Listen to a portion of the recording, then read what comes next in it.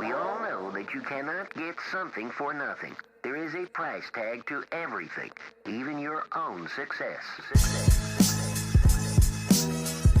I love you, Poppy. I love you, Poppy.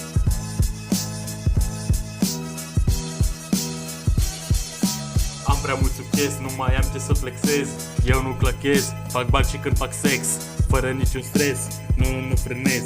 Eu accelerez, în timp ce tu pierzi. Îmi place mai mult noaptea, că e vampir. Suge sufletul din mine, o strig Marcelin. O fracă să își pună 3 dorințe ca în Aladdin. Mă joc poker, sunt all-in. Îmbrăcat la costum, ca Călin Georgescu. Fac piese cu Ghenescu, mă simt ca Eminescu. Ne pun ăștia în ziar, ca pe Tito Maiorescu. Sunt cu Ed din Lego City, vrem niște Lego titis, asta-mi face striptease. În timp ce fac business, nu mai pot să respir. Fac prea mult profit, mă suge ca un vampir, costă 5 elixir. Codul Milto CR, de pe cardul BCR. Mergem repede, iar îmi bat joc de ele. Miză pe miză, fata e nebună pe diesel. Iară intru în priză, cu rulare, cu fișcă. Sunt în pat în cap gălăgie. Sunt cu o fată, îmi dă energie. I-am furat banii, un truc de magie. I-am furat inima din greșeală, cine știe. Mă joc poker ca reu de regine. Mă linge, are whisky pe buzele ei fine. Ce trăiesc vezi doar în filme.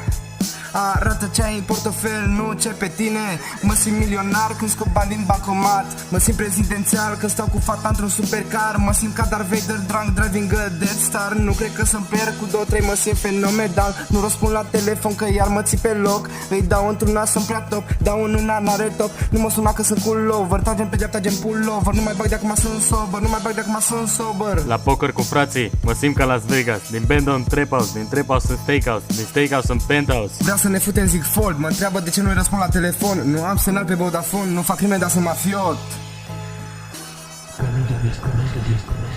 Că nu vorbesc.